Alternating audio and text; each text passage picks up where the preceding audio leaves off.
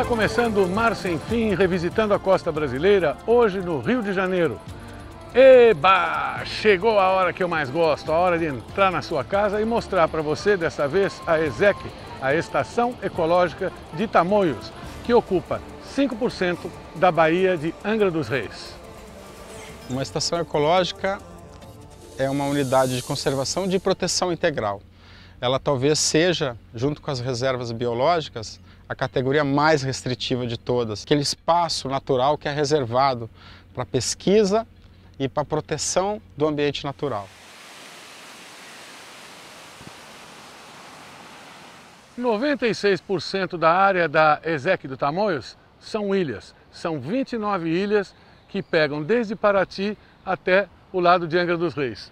Aquelas três, por exemplo, a mais de fora, a menorzinha, chama Rochedos. É uma importante ilha para nidificação de aves marinhas.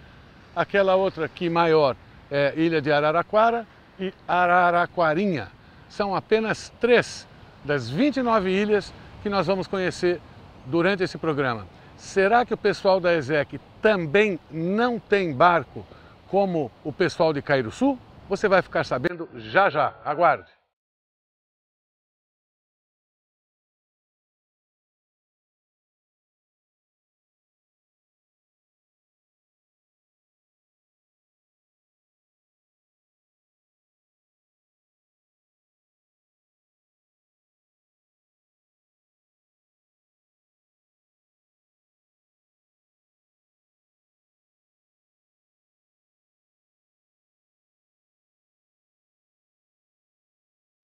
Todas as baías brasileiras têm algum tipo de problema.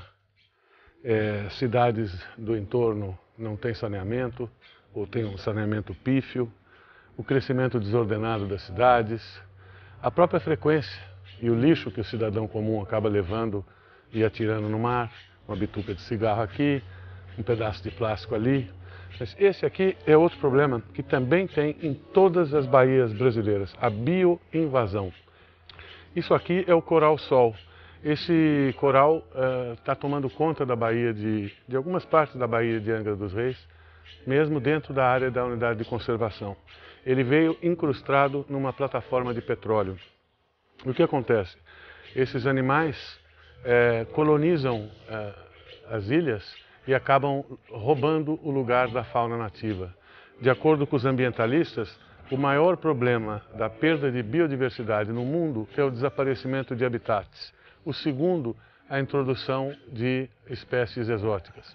Então, aqui em Angra dos Reis nós temos algumas ilhas que são completamente tomadas pelo coral-sol. Isso aqui já é ele seco. O chefe da UC estava me contando que de tempos em tempos eles fazem mutirões até essas ilhas para retirar os corais-sóis. E no último deles foram 500 quilos. 500 quilos e mesmo assim algumas ilhas estão totalmente incrustadas. Isso é para você ver a importância das unidades de conservação.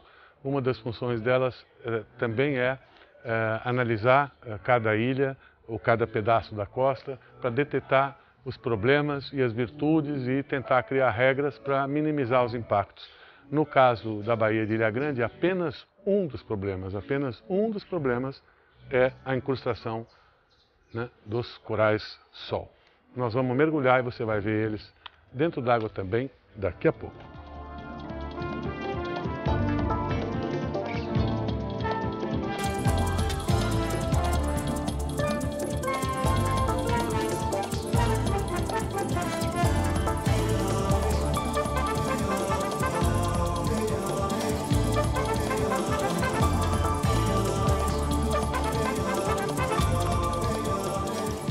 Nós estamos na praia da Vila Histórica de Mambucaba. A vila é bastante interessante, tem casarões coloniais, uma linda igreja também dos tempos de antanho, tudo tombado pelo IPHAN.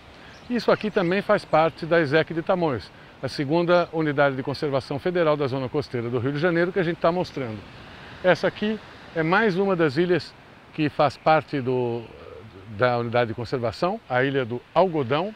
Ela também é tombada, assim como a Vila Histórica, ela também é tombada pelo IPHAN, o Instituto do Patrimônio Histórico. E aquela ali é a maior ilha de todas da unidade de conservação. É a ilha de Sandre. É a maior dentro da unidade e a terceira maior da Baía de Angra dos Reis.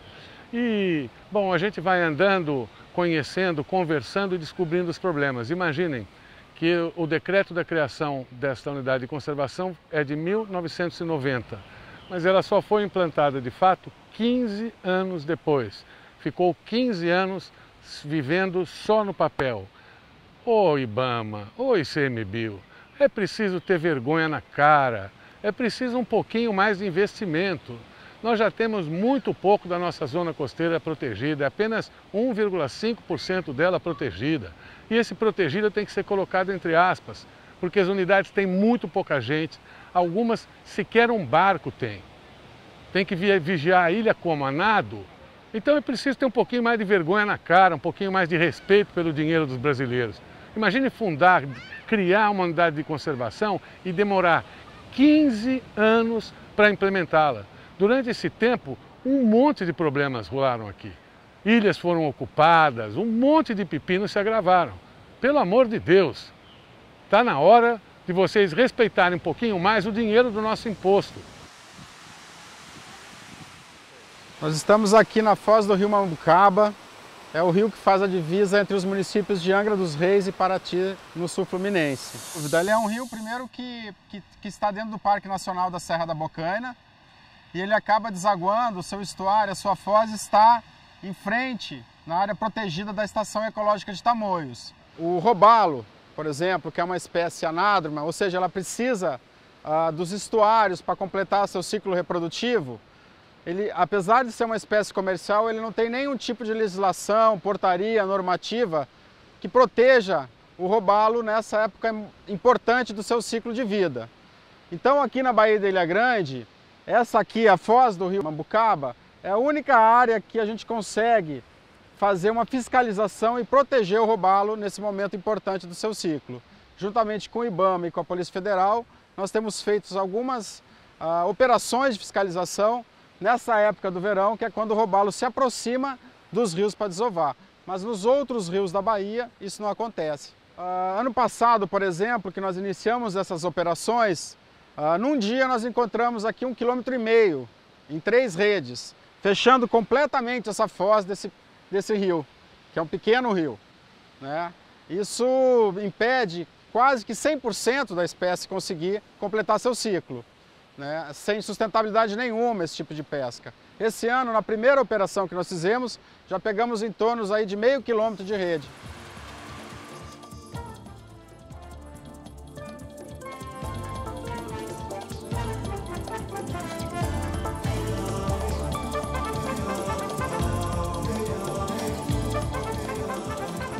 O caiçara sempre leva na cabeça. Às vezes é do cara pálida que compra a posse e acaba expulsando para construir a sua casa ou mansão de verão. Às vezes daquele especulador mais forte que faz a mesma coisa, aparece um dia dizendo que é dono, expulsa todo mundo, compra por ninharia e constrói depois um resort. E às vezes até do governo federal. Nós estamos na Praia Brava. Olha que linda praia. Essa praia antigamente era uma praia de caiçaras. Havia dezenas de famílias que moravam aqui. Aliás, é uma linda praia, mas macabra, porque aquela construção que você vê lá atrás é a usina de Angra 3. E nesse caso, então, foi a Nuclebras que tomou posse dessa e de mais outras 2 praias, expulsou, evidentemente, os caiçaras, porque aqui foi instalada a usina. No caso de Praia Brava, todo o interior são residências dos funcionários da Nuclebras.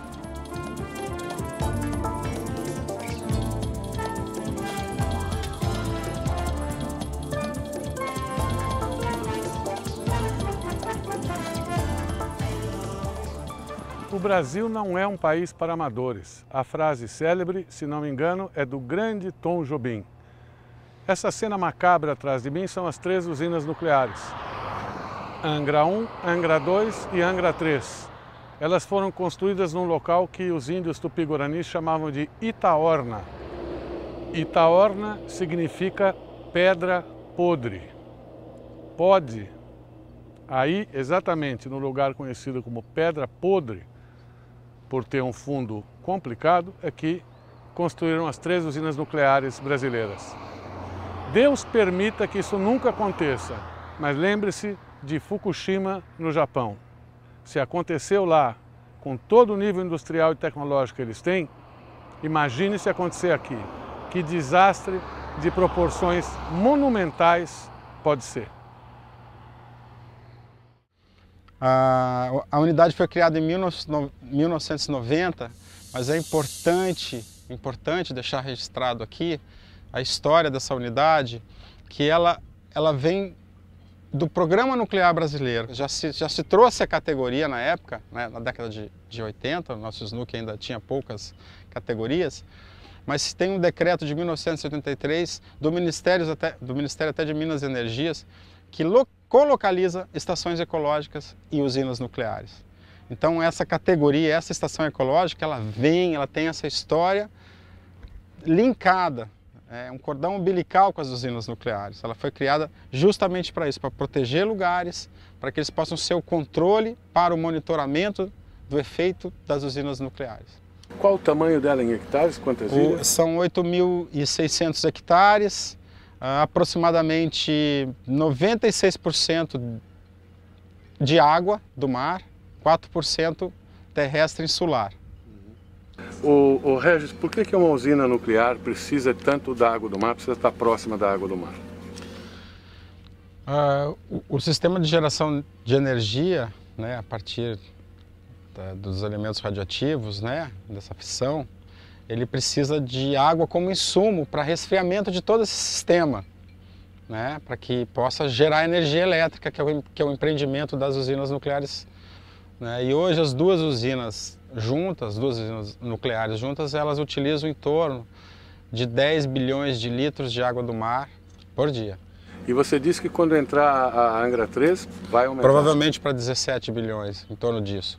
Bom, e você nos levou num lugar ali onde eles soltam a água, que ela até é mais bonita porque vem de um azul profundo. O que é aquele azul profundo e o que aquela água traz? Então, na saída dessa água quente, né, do sistema, quando ele chega no mar, são dutos, né, que precisam ter fluência, né, para ter o fluxo da água.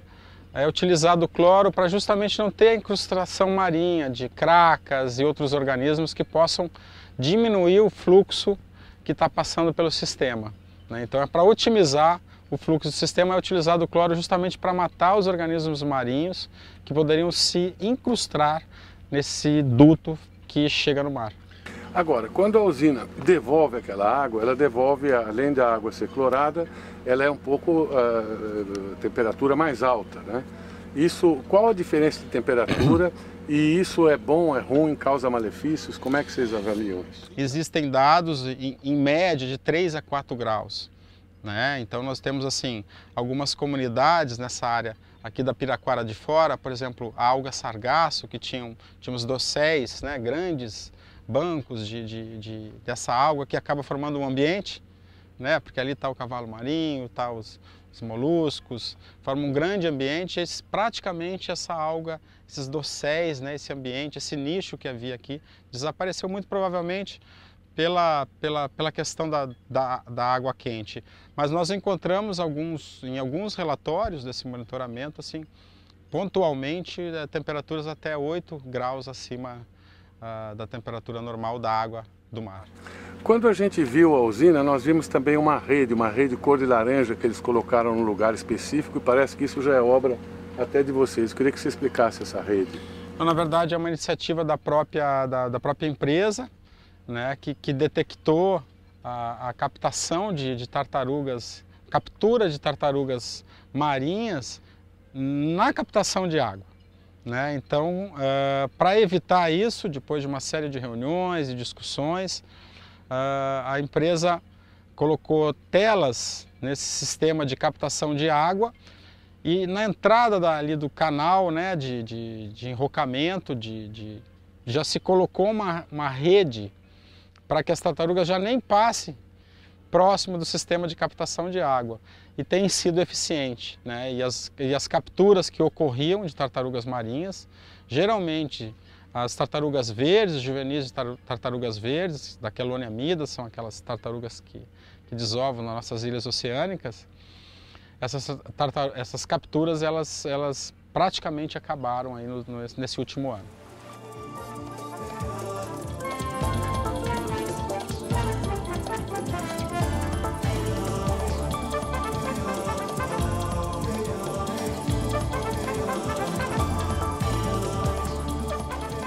Regis, você estava falando que vocês têm que lidar com uma infinidade de atores aqui na região de Angra dos Reis, né? Um deles são os barcos privados, né? Segundo a capitania, nós temos aqui em torno de 46 mil embarcações registradas, né? Entre turismo, lazer, pesca, transporte, navios e tal. É um número bastante expressivo. Bom, nós estamos na Marina, como chama mesmo? Piraquara, Marina Piraquara. E ela faz parte da ESEC, não? Essa área que nós estamos faz parte da Ilha do Tucum, a parte marinha.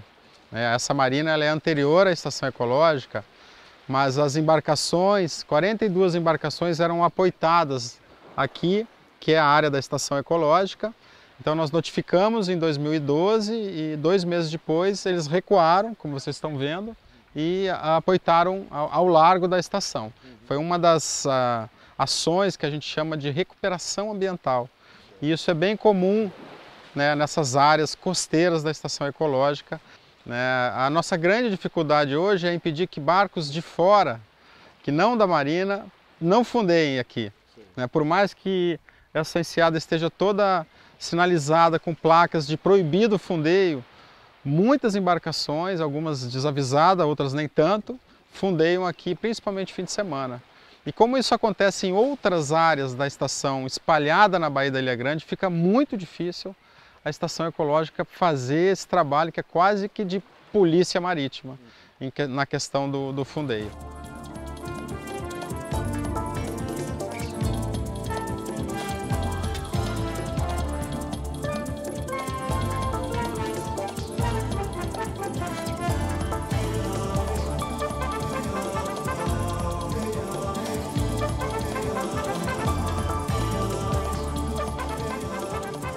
Seu Ismael, quantos anos o senhor tem? 69. Eu vim para cá com 1 ano de idade e estou aqui até agora. O senhor tem ideia quantas famílias tinham aqui quando o senhor era pequeno, era criança? Era uma média de umas 30, 40 famílias, quase tudo dependendo da pesca. Que tipo de peixe dava aqui, seu Ismael?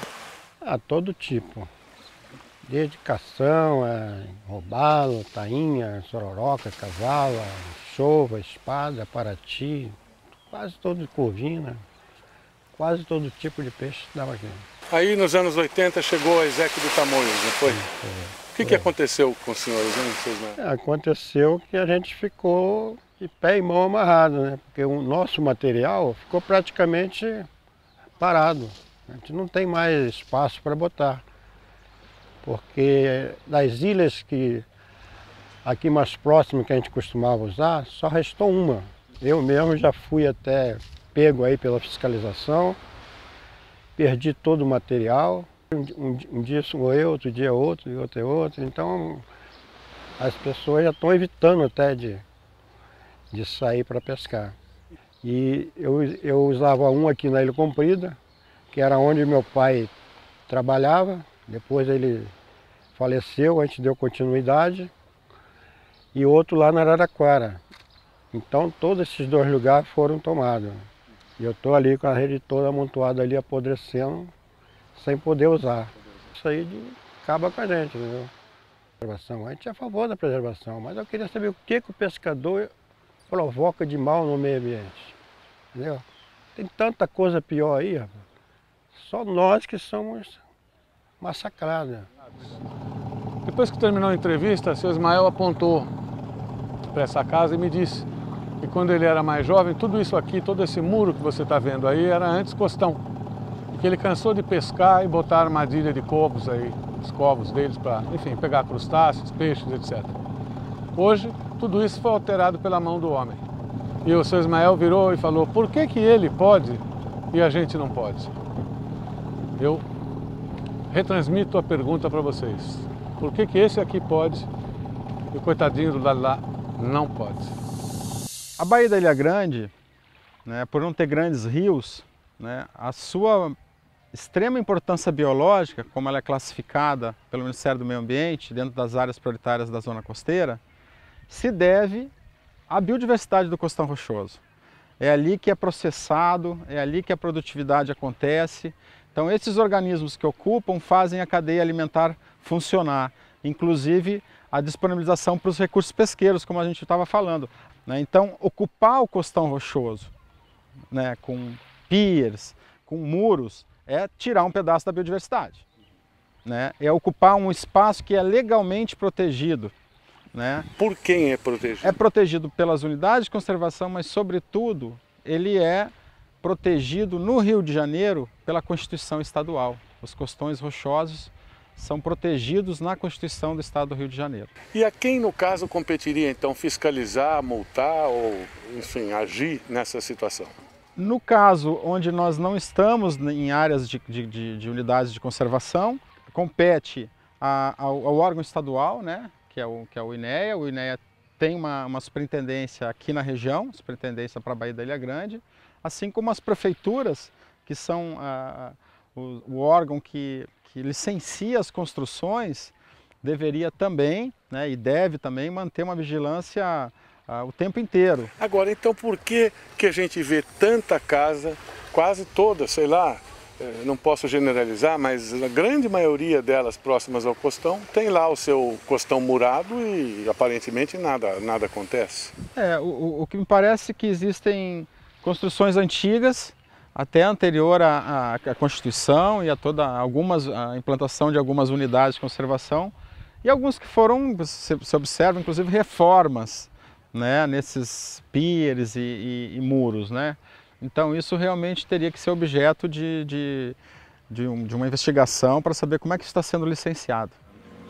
Regis, ontem eu entrevistei um pescador de Itarituba, seu Ismael, que contou que a vida inteira mora aqui há gerações, tal, que a vida inteira pescou e de repente foi proibido de pescar. Ele terminou contando assim, falando que nós somos massacrados. Eu quis dizer disso, o pessoal mais pobre daqui, que depende da pesca para viver e de repente é proibido de pescar.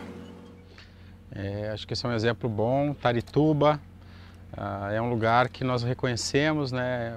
O Instituto Chico Mendes, a Estação Ecológica reconheceu que aquele bloco de ilhas realmente ele acaba fechando a possibilidade, né, de os pescadores de canoa tradicionais, de pesca tradicional, artesanal aqui da Baía da Ilha Grande, de pescarem, porque é um bloco de 3 ilhas que realmente acaba pegando uma área muito grande. E conseguimos elaborar, junto com os pescadores de Itarituba e com os representantes do setor pesqueiro aqui da região, a FIPERJ, a Secretaria de Pesca de Paraty, a presidência da colônia, a colônia de Z18 de Paraty, nós conseguimos elaborar um termo, que ou é um termo de compromisso, ou é um termo de ajustamento de conduta, que vai permitir, por 3 anos, que 25 pescadores, realmente moradores, com história familiar de Itarituba, que tem canoa, que tem linha, que tem tarrafa, que tem algumas redes, eles vão poder exercer a sua atividade tradicional por 3 anos. Hoje, esse termo está junto com o presidente do Instituto e vai ser uma grande abertura para que a gente possa, com 3 anos, discutir com eles o que fazer, então, nessa região costeira, principalmente de Paraty, onde nós temos ainda a pesca tradicional ocorrendo. Estamos terminando a primeira parte da Estação Ecológica de Tamoios. Semana que vem continuamos na mesma unidade de conservação. Você vai acompanhar a ação das chefias no mar, o perigoso Ship-to-Ship e mergulho no arquipélago das Queimadas, repleto do invasor coral-sol. Aguardo você!